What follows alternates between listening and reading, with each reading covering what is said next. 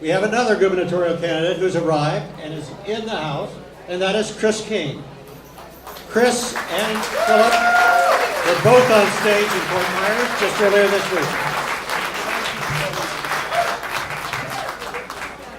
Well, hello, Charlotte County Democrats. Nice to see you. It is an honor to be here. Did anybody watch our debate this week? I hope you are spreading the word. We talked a lot about the issue of the environment in Florida. Do we have a few environmentalists here? And as you know, if you followed my candidacy, the environment and taking on something called Big Sugar has been a huge part of my candidacy. And I've been all over the state of Florida being the first voice in a generation who said if you care about climate change, if you care about rising seas, if you care about clean water or stopping these toxic discharges and aren't willing to take on Big Sugar, you don't deserve to be the governor of Florida. I was in, of all places, Clewiston, Florida last weekend. This time last week. Has anyone been to Clewiston? All right. So I was invited. This is the day in the life of a candidate for governor. I was invited to Clewiston, Florida, because I have become one of the most prominent voices talking about what we've got to do to stop the discharges and to stand up to Big Sugar. Now, I was asked to come and speak to what I thought was a group of environmentalists who had come from the east and west of both of our coasts to the center of the state to hear from me and to speak to the media about what we've got to do to change. Now, little did I know that the event was co-opted by Big Sugar. And so I arrive and I quickly realize this is not a friendly crowd. And they know that Chris King has come. And I'm supposed to address this large crowd. And I've been speaking to the media all over. And they start the assembly. They start the stage and the mayor of Clewiston gets up. I kid you not. And she says, "Welcome to the sweetest town in America." Says a few other things, and then she says, "And Chris King is here. And Chris King is from Orlando. And Orlando is responsible for the toxic discharges. And then I tell you that Chris King is from Orlando." And she repeated that several times. And then the next person got up and proceeded to say, "Chris King is here. And Chris King is from Orlando."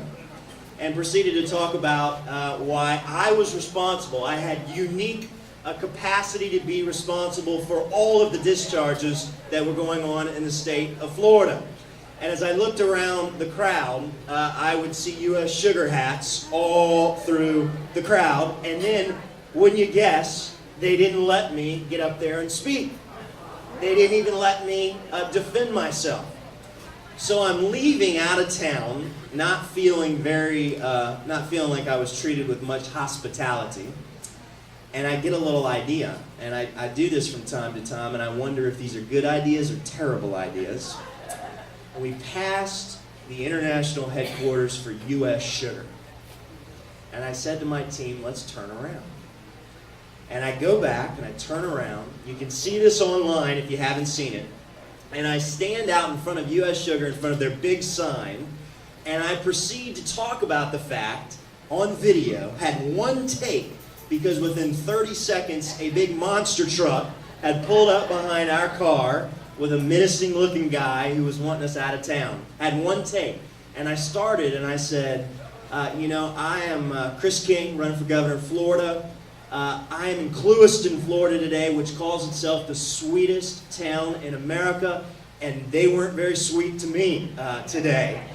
And I proceed to talk about that these are the moments, and I think this is what my candidacy has been about. If you watched that debate, if you followed me, you know that these are the moments, these are the issues where we need a Democratic governor who is willing to speak truth to power and stand up to some of the most powerful forces in the state of Florida, including Big Sugar.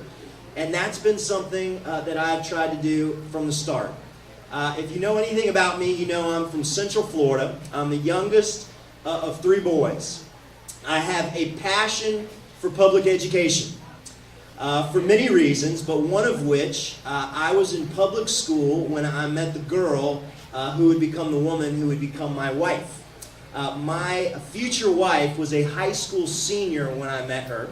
I was a sophomore, so it was a little bit of a problem for her at the time. It was a huge opportunity for me. And we've now been married 16 years. And if you followed us, you know we are running as a family. We believe that the Democratic Party has got to demonstrate that this is a party that has the right set of family values. And I can tell you, you know you've known your wife for a long time when you had to ask her out and then you had to ask her to pick you up because you didn't have your driver's license. And she and I often wonder, as we're running all across the state, is this getting through to our 3 children? Are they seeing what this is about, what we're standing for? And if you've seen, you know, one of my children, Mary Grace, 9 years old, I don't know if anyone's seen the ad that's now running around the state about Mary Grace, but she has taken a great interest in this campaign and in changing the future of Florida. And you know, I got a glimpse that Mary Grace was getting what we were fighting for. I was speaking at the Women's March in January, and I was up on the stage in front of tens of thousands of women in Orlando speaking about the power of this moment across the country and across our state for women to change what is a toxic culture in Tallahassee and Washington. I looked down at my 9-year-old daughter, who's on the front row, holding up a big pink sign. Mary Grace has just discovered the Harry Potter series. She's holding up a sign that says, "Without Hermione, Harry Potter would have died in book 1, #girl power." And I thought, this is getting through. She's getting what this is about. Folks, we've got an incredible election, and you've got some good candidates to choose from in the Democratic Party. But remember that we haven't won this thing, and you know this here in Charlotte County. You know how hard it is to win these elections. You go back to your neighborhoods and your streets and your communities, and there are a lot of Republicans on each one of those streets. And so you have a responsibility to choose a Democrat who is not only electable, but who can be transformative in this election. The future of our state depends upon it. And I have argued, you know, since the beginning of my campaign, that conventional politics and conventional politicians haven't gotten it done. We've lost 21 of 25 statewide elections since 2000. The last time we won this race, does anyone know the year? 1994. I was a freshman in high school the last time we won this race. Folks, the Democratic Party has to do so much better at lifting up a new politics and a new generation of politics. And so I have been so excited to be bringing new issues to the table. You know, big issue in this state that we have made a cornerstone of our campaign, huge issue in this county, is affordable housing. Oh, yeah. We've got an affordable housing crisis across the state of Florida, and for 20 years, Democrats and Republicans alike have not been talking about it in Tallahassee. And we have got to fix it once and for all. And if I'm elected governor, we will invest $1 billion in public and private monies to fix our affordable housing crisis. Oh, yeah. You know, we have a low-wage economy. You know it. 1 out of every 2 jobs pays less than $15 an hour. We talk about it every year, but nothing changes. We need a big idea worthy of addressing our economy. I am proud to have brought that idea for free community college and trade school to the Sunshine State. You know, for 11 days in May, I traveled the state of Florida, 11 counties, talking about one of the biggest issues we have that nobody in traditional politics has talked about with any imagination. the issue of mass incarceration. We, here in Florida, I don't know if we fully appreciate that, we have become a national leader at locking people up. We have doubled our rates of mass incarceration since 2005, and it's disproportionately impacted communities of color. I'm the first candidate that said, in 10 years, I want to reduce mass incarceration for nonviolent offenders by 50%. I want to end private prisons.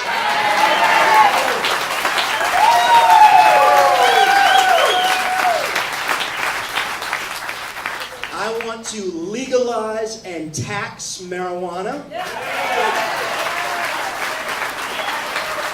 And once and for all, we together are going to dismantle the school to prison pipeline. That's what this party is about.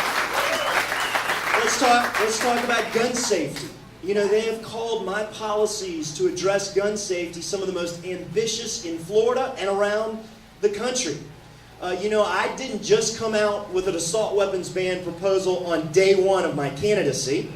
I hope that we have some support to take assault weapons off our streets. I didn't just say we need universal background checks across the state of Florida to close the gun show loophole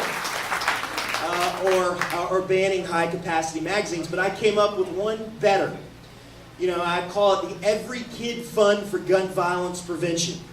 And what I have said is that we need a dedicated revenue source in the state of Florida that I get from taxing bullets and taking sales tax from ammunition and firearms and working on a new fund that is worthy of solving our gun crisis epidemic in this state. You know, when you are a candidate for governor, this is what it looks like. You know, I come from Orlando, you know Pulse nightclub. Did anything happen after Pulse nightclub? Did anything change? You know, and then Parkland. But for the students of Parkland, nothing would have changed there. But the way it works when you're running for governor in Florida is that moms and dads come up to you with their children on a button on their chest. You know, like Latasha Hobbs in Jacksonville, Florida, lost Maurice Hobbs 2 years ago, 3 days after his 18th birthday.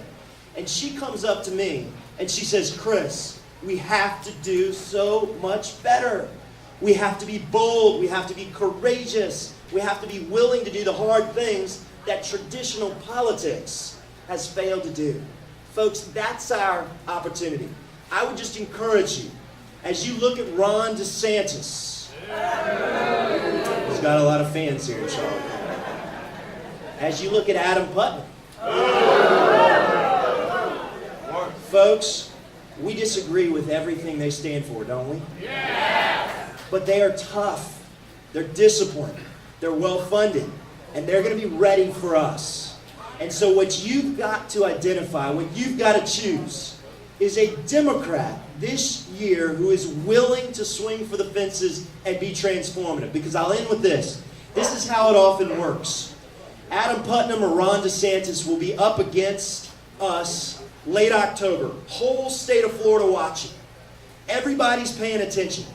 And they will look over at the Democrat and they will say, you can't support this tax and spend liberal. You can't support this Democrat that doesn't understand family values, whatever that means. I think it's supposed to be mean and ugly. And it is masterful. And they beat us again and again and again. But folks, if you choose me, if I'm your Democrat, I will in that moment, when Adam Putnam or DeSantis says what they say, I'll be able to say, not this Democrat. You know, this Democrat married his high school sweetheart. This Democrat is committed to his 3 small children. This Democrat built a business and created jobs all from scratch that pay living wages and full health care. This Democrat has been lifelong progressive. But my version, my vision of family values is not doing just what's right or best for my family. Our version of democratic family values is standing up for the families of Florida that are under attack. Whether those are LGBT families who are discriminated against across the state of Florida, whether those are families that don't have access to affordable housing or health care, whether those are Muslim families who are terrified of Donald Trump and the travel ban, whether those are families who are falling through an economy that works for the wealthy and well-connected, but not very well for anybody else. Guys, this is the party that dreams big dreams. This is the party of John Kennedy that said we're going to send a man to the moon in 10 years. We didn't know how. This was the party of Barack Obama, who achieved historic successes with marriage equality and affordable health care. This was the party of great Democratic governors. Remember, we had them. Leroy Collins, Reuben Askew, Bob Graham, Lawton Childs, who are most known not for being Democrats, but for being statesmen, for saying Florida doesn't have to be at the back of the pack. Florida can be a leader. Florida can be a visionary. There can be shared prosperity for all. That's what we're fighting for. That's what Democrats do. We're about serving the least of these. We're about serving everybody.